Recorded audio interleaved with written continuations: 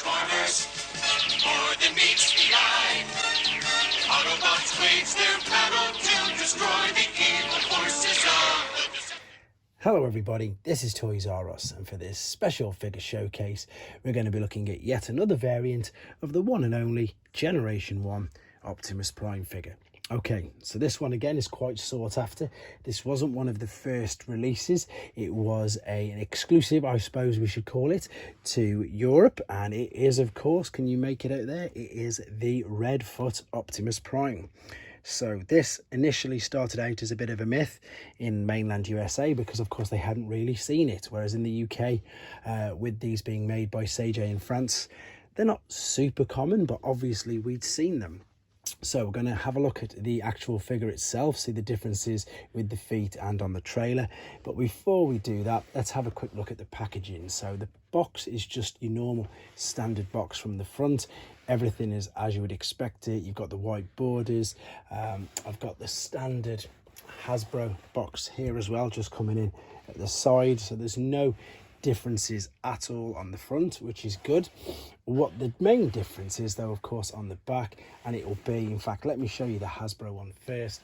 It'll be just underneath the tech specs. So we've got there, this is your standard Hasbro box, and there, of course, is your 1984 Hasbro Bradley. There is your address, obviously made in the USA. Whereas with this particular one, with the Redfoot variant, a lot of the UK ones were made in, made by Ceiji in France, but this particular one, see how it's all in a black border? So we've got, and it's made in Strasbourg, France, for the Redfoot version. So it's all in this big black border there, you can see. Everything else is in English though, and that's just the main difference on the boxes. What I'm going to do now then is just quickly get them out of the packaging, and we'll have a look if there's any physical differences apart from the red feet with the toy. So there it is outside of the packaging, and you can see now that it's really obvious that we do have these red feet.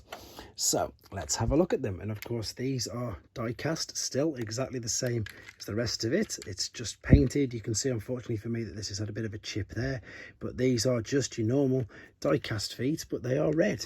So I'm going to actually transform this guy just so you can see, I suppose, how slightly different he looks. Transformation process is obviously exactly the same. And there you go. There's his red feet. So Dancing Shoes Optimus Prime, Dorothy Optimus Prime, obviously to do with the red shoes from Wizard of Oz. He's got loads of silly little nicknames, but he's quite unique, as you can see, and it really does stand out.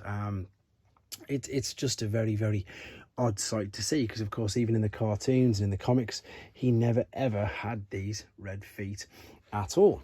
Let's put that there so it's really apparent where you can see them. Okay, here is your standard Hasbro trailer. So if we have a look at the back, we've got your Takara, there you go, Hasbro Japan.